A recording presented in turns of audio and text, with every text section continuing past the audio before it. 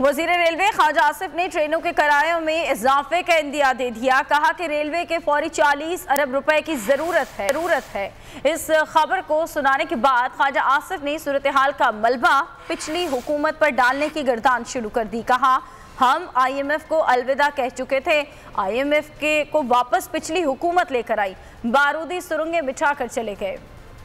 उसने हमारे बजट को उल्टा के रख दिया और उसके बाद उस सैलाब के नतीजे में 7 अरब रुपया जो कमाना था वो नहीं कमाया जा सका और उसके बाद कई 100 अरब का हमारे इंफ्रास्ट्रक्चर को लॉस, जिसमें से फौरी ज़रूरत 40 अरब रुपए की है रेलवे को, जिसका PC1 बना के हमने भेजा हुआ है।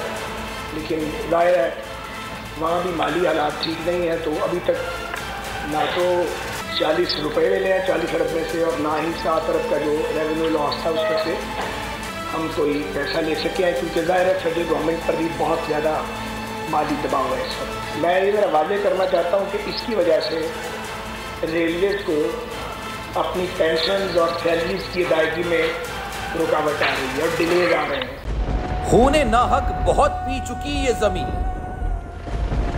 अब कोई दिन में ये खून उगलने को है। खत्म हो जाएगी ये तमाशागरी, वक्त पलटेगा रोजे जजा की तरह। ये जो पेशावर में ताजा लहू है बहा, एक क़यामत करेगा फलक पर बपा।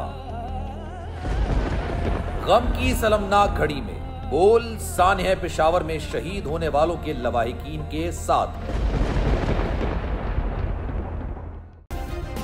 सब्सक्राइब करें और बेल दबाएं ताकि कोई खबर रह न जाए।